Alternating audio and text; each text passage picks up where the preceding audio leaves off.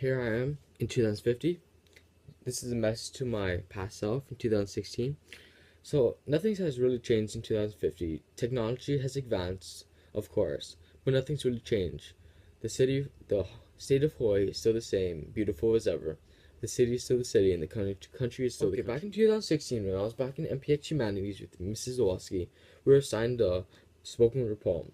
One thing that really stuck out in my mind was how truly meaningful our poem was, since our poem was about the social injustice about veterans.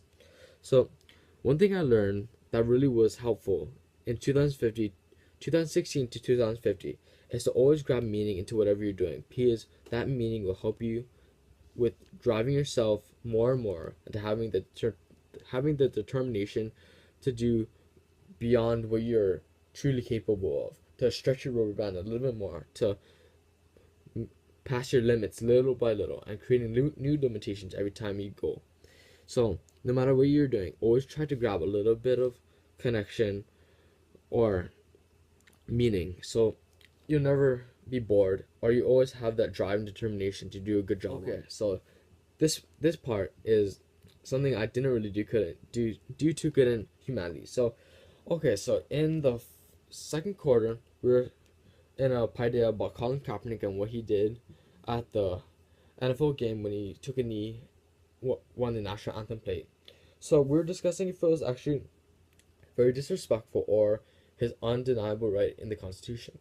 So one thing that I really need to work on from 2016 to 2050 is to be more relaxed and to always have respect for other people's opinions, no matter what. If you disagree or agree, no matter what, always have respect for them, because they are a person too, and they're no different from you or me.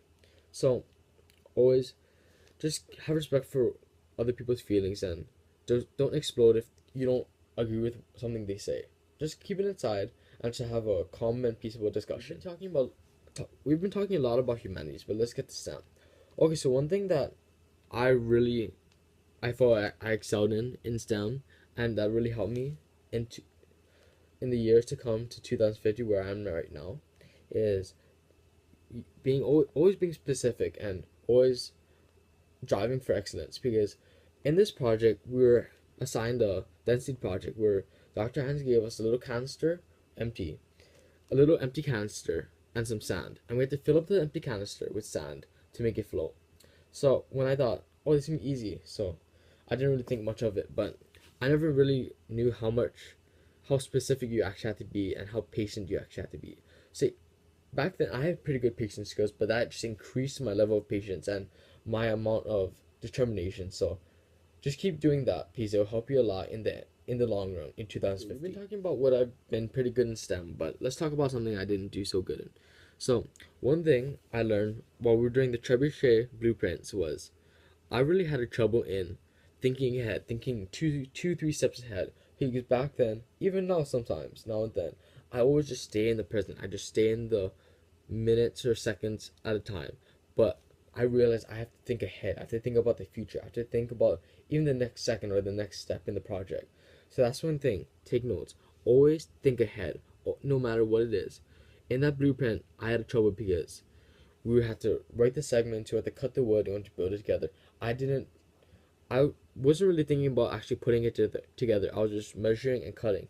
But in the end, we actually had to cut off little ends of the pieces of wood, so that caused us to waste a little bit of time. But in the end, it's a valuable lesson to me that no matter what it is, always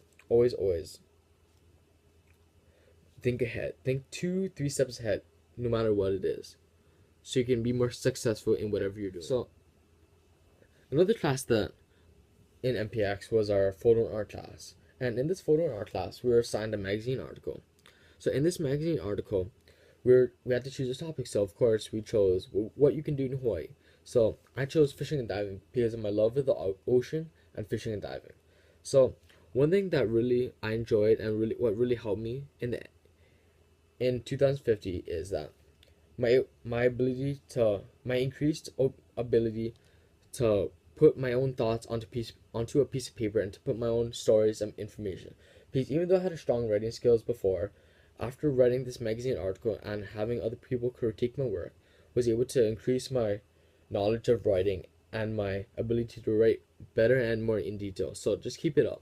It'll always increase more and always get better. Okay, no matter what. Class, one thing that wasn't my strong suit was computers. Well, anyone who knows me knows about my dislike of computers and how I'm not too tech savvy. But when we were doing our cyanotypes and we had to actually take a picture on our iPads and transmit it to the computer and turn it into like digital negatives and invert the colors and all that. One mistake I did was just letting my group members do the technology part for me, and then just jumping in when we did the art part and printing it out and putting it in the sun with the light centered paper. So that's one thing always to take notes on. Don't let other people do the work you don't like to do. Well, just keep doing it, and if you need to, ask for help. Don't be ashamed to ask for help. The teachers are there to help you no matter what. They aren't gonna make you look foolish or stupid. They're all they're there for is to help you. So don't be afraid to ask. It'll always help in the future. We've been talking a lot about school, but let's talk about something else that really impacted my life. It's my love of weightlifting. I know. You're gonna say weightlifting is just to get bigger and stronger and has nothing to do with really a big mentality. But you ask anybody, weightlifting or exercising in any way is 25% perspiration and 75% determination. Without that determination, you're never gonna get better or stronger or look better than you actually are right now. Because if you don't have that determination, you're just gonna give up when you're tired and you're not gonna go anywhere. You're not gonna go up, you're not gonna go down. So without the determination, you're not gonna go anywhere. But with the determination, you're gonna strive and you can blast through the ceiling and you can break all your limitations and start setting new ones and breaking through those too. So no matter what you do, don't give up. Always have that determination and strive to be better, bigger, and stronger than you actually are right now. Okay, so to summarize everything up that I've been saying is, even though if something gets hard, don't back down. Don't give up if something looks big or strong or hard. Because it's all about mentality.